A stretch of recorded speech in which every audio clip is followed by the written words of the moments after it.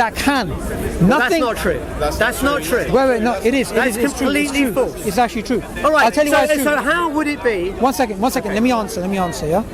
The book is Science and Human Origins. This is written by, these are Christian. This is a book? Yes. Well, no, we want a scientific paper, Suboor, not a book. Hang on. Anyone can publish anything in a book. Phil, That's not peer review. Phil. I want something in a proper journal. Phil, one second.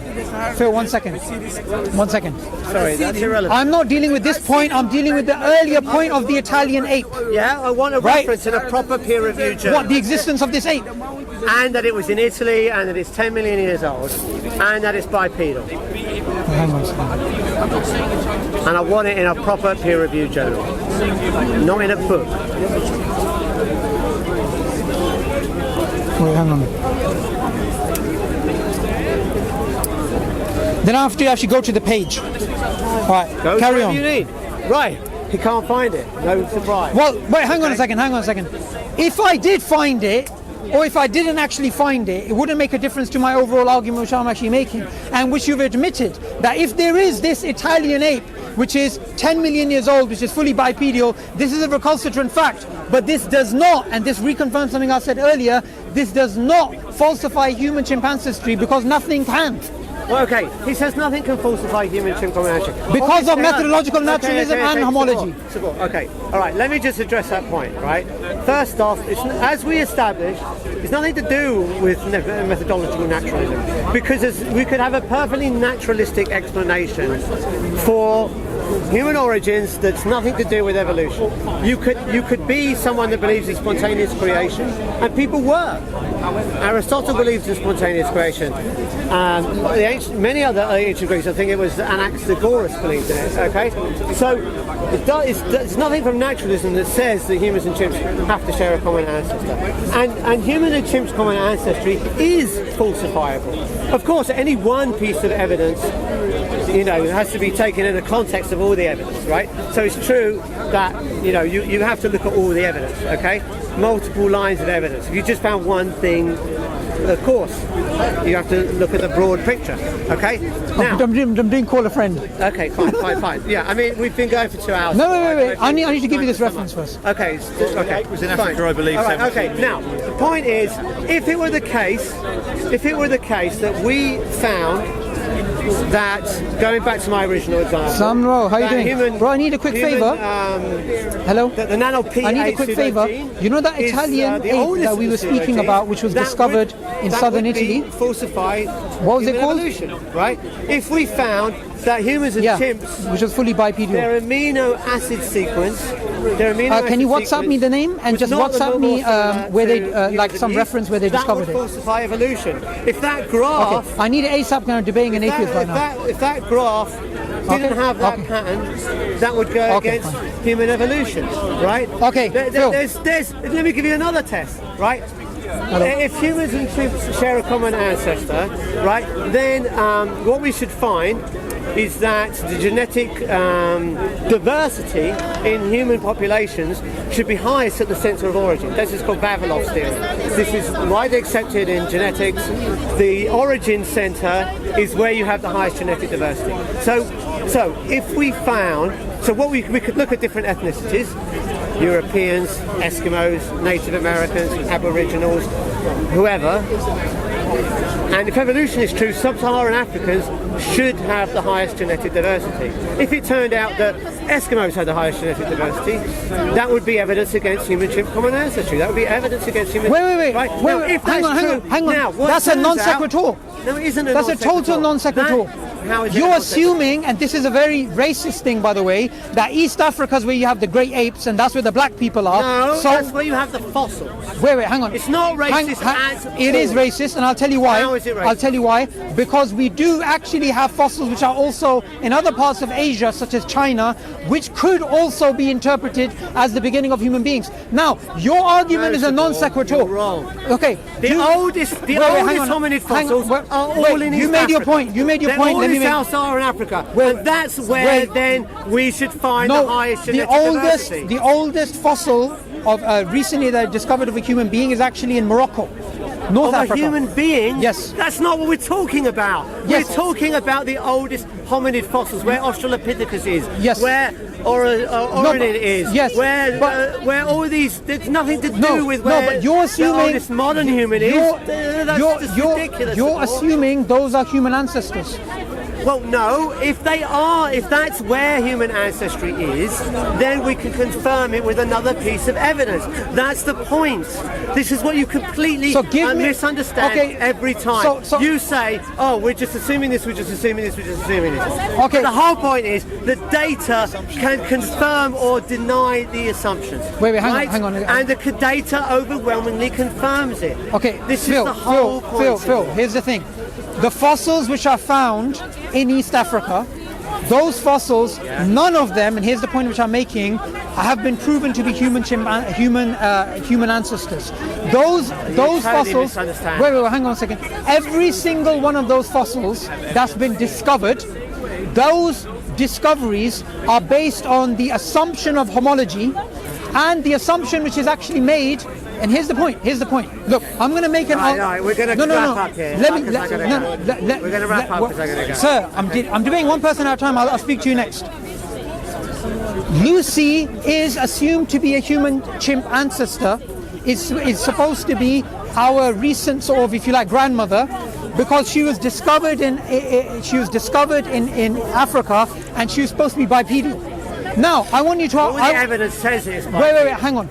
Why didn't researchers use the ape which is discovered in southern Italy, which is 10 million years old, 7 million years older, as a human chimp ancestor? You keep quoting this ape and you haven't given a reference for it. Okay, wait, it's coming. I actually rang a friend for it. One second. I work with some researchers. Oh wait, it just came in. Good timing. It's called Australopithecus bambuli, and here it is. Journal of Human Evolution. So the point which I was making stands.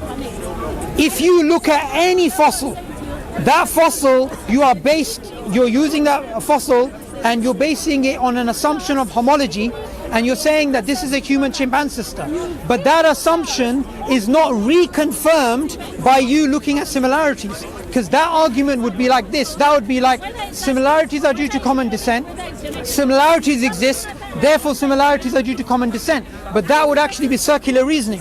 Why didn't these researchers use the ape which was discovered in Italy, which was a fully bipedal ape, and use that as a human chimp ancestor? Because Darwin and the people prior to him, they were actually racist, and they wanted to show that the black person is much closer to the other primates than the Caucasian people. So they didn't use the ape in southern Italy, which is 10 million years old, fully bipedal. Rather, they used an ape which was 3 million years old. 3 million years old, which was in southern Africa. And here's the point. When you believe a theory is true, anything is evidence. Darwin believed, and he said this in The Descent of Man, that African people, some of them, they have feet which are like this, which actually have opposable thumbs, which is why black people are good at climbing trees. Now, any black people here, sir, do you have any relatives in Africa who have feet which are like this? Do you know of any African which has feet like this? Now, why did Darwin describe these Africans who have feet like this? Because he has an idea in his head which he believes to be true, which is his actual theory. So because he believes it to be true, the evidence that he sees, anything could actually be evidence.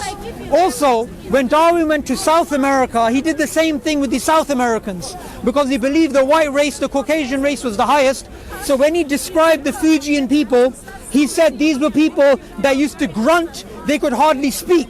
Yet researchers, when they studied those same people around 30 years before Darwin, they said this is a sophisticated society which have a language of about 30,000 words. So Darwin, he already believed his theory to be true, so anything was actually evidence. Now, the last point which I want to make is this. Wait, hang on. The Prophet Muhammad, peace be upon him, wasn't a racist. The Islamic civilization wasn't racist. You can't say Darwin. So can you pull that back up? Can you pull that thing back up, please? For Islamic slavery. Wait, hang on. Pull it back up. Right? Islamic slavery okay, wait. started. No, give it back. Give it back. Okay. Right, no, I need to respond. Right. Any fossil which he brings up is the same as the genetic evidence, the same as the anatomical evidence, is still based on the assumption of homology, which, by the way, and this thing Phil has not addressed at all. He has not addressed this point at all, which is homology is a necessary condition to establish human-chimp ancestry. It's not sufficient.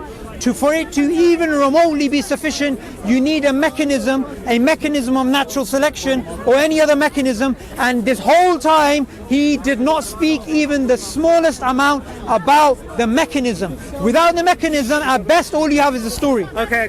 Let me read you the paper that Suboor thinks is evidence of bipedal ape. This is what the paper he just gave me says. No. I gave you the paper with the name of the actual fossil. Results further show that the sacrum exhibits relatively small pterogaphicil articular facet surface areas and mediolaterally narrow, also compared with modern humans, indicating that the morphology of Pithecus sacrum is incompatible with the functional demands of habitual bipedal stance and locomotion. The oropithecial lumbosal region does not exhibit adaptations for habitual bipedal locomotion. So your own paper contradicts you. No. Yes, it does. Right, now hang on, you hang on, and I didn't interrupt. I got to respond. Go on. Okay, and we've got to wrap up because we've been here more than 2 hours. Okay, right. I didn't. Wait. Hang on. I didn't interrupt you. Ape is. I didn't interrupt you. Wait. Hang on a second. Before you make your point, let me just make a simple point about this ape. No. This particular ape, it can walk on two, and it doesn't do that all the time. It also has locomotion. But Lucy was something which they think was transitioning towards actual bipedalism, or according to some, hang on a second. According to some, according to some, it was fully bipedal. Whatever it actually is, the point which I was actually making is this: why would they go with something which is 4 million years old and not go with something which is 10 million years old? Because they had a previous theory of this, right? And even if there was no fossil evidence of any hominid, which is what you said earlier about Henry Gee. Even if there was no fossils, human-chimp ancestry would still be true, which is what you said earlier. We have independent evidence from No, you don't have independent evidence because it's based on the assumption of homology. From embryology, we have, yes, it would be true if we had no fossils. Because exactly, that's the point. No.